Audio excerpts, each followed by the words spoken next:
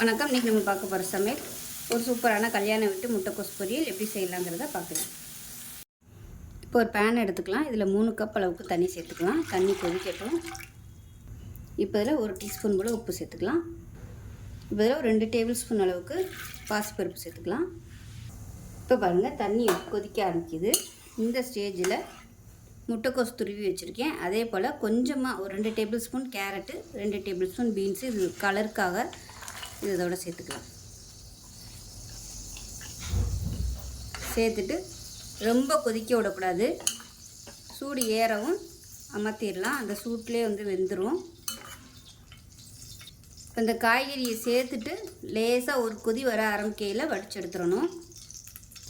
1/4 teaspoon மஞ்சள்தூள் சேர்த்துக்கலாம் அந்த தண்ணியிலேயே. இப்போ பாருங்கள், நல்லா கொதிக்க ஆரம்பிச்சிருச்சு. இப்போ அமர்த்திடலாம். அமர்த்திட்டு இதை உடனே வடிகட்டிடுங்க. இப்போ இந்த முட்டைக்கோஸ் பொரியலுக்கு ஒரு தேங்காய் பேஸ்ட் ரெடி பண்ணிக்கலாம். அதாவது தண்ணி ஊற்றி அரைக்க வேணாம். ஒரு 3 டேபிள் ஸ்பூன் துருவன தேங்காய், 2 சின்ன வெங்காயம், 1 டீஸ்பூன் போல் சீரகம், 3 பச்சை மிளகாய், இது எல்லாத்தையுமே குறைன்னு அரைச்சிக்கலாம். தண்ணி ஊற்றக்கூடாது. இப்போ பேன் எடுத்துக்கலாம். இப்போ தேவையான அளவுக்கு எண்ணெய் தேய்ச்சி ஊற்றிக்கலாம்.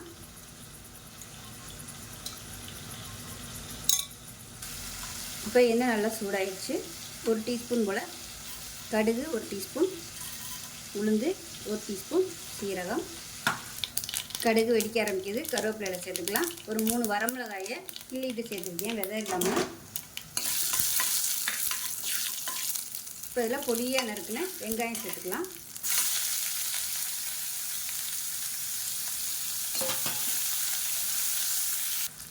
இப்போ கொஞ்சமாக உப்பு சேர்த்துக்கலாம். வேக வைக்கையிலையும் உப்பு சேர்த்துருக்கேன். இப்போ பாருங்கள், வெங்காயம் நல்லா கண்ணாடி பதம் வதங்கிடுச்சு. இப்போ நம்ம வேக வச்சுருக்கிற இந்த முட்டைக்கோஸு, கேரட்டு, பீன்ஸு சேர்த்துக்கலாம்.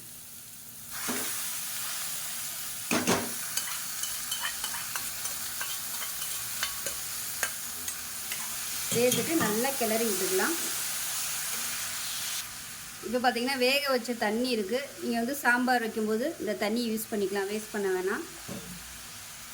இல்லை உப்பு போட்டு சூப் மாதிரி பிடிக்கலாம், வேஸ்ட் ஆக்காமல் அந்த மாதிரி பண்ணிக்கலாம். இல்லை ரசம் வச்சிங்கன்னா கூட நீங்கள் இந்த தண்ணி அதோடு சேர்த்துக்கலாம்.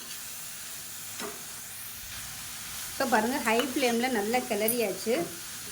அந்த ஈரப்பதம் போகிற அளவுக்கு இப்போ நம்ம அரைச்சி வச்சுருக்க தேங்காவை சேர்த்துக்கலாம். இதில் 2 கொத்தமல்லி இலையும் சேர்த்து குறைன்னு அரைச்சிங்கன்னா நல்லாயிருக்கும். அதுவும் நல்லாயிருக்கும் டேஸ்ட்டு. இப்போ இந்த வெங்காயம்லாம் சேர்த்துக்கிறதுனால ஒரு பச்சை வாசனை போகிற அளவுக்கு ஒரு 2 நிமிஷம் வதக்கி விட்டுக்கலாம்.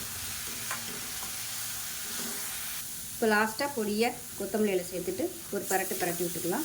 அவ்வளோதான், ஒரு சூப்பரான கல்யாண வீட்டு முட்டைக்கோஸ் பொரியல் ரெடி ஆகிடுச்சு. செஞ்சு பாருங்கள். செஞ்சு பார்த்துட்டு எப்படி வந்துச்சுங்கிறத சொல்லுங்கள். வீடியோ பிடிச்சிச்சுன்னா லைக் பண்ணுங்கள், கமெண்ட் பண்ணுங்கள், சேனலை சப்ஸ்கிரைப் பண்ணுங்கள், பக்கத்தில் பெல் பட்டன் ப்ரெஸ் பண்ணுங்கள். நன்றி.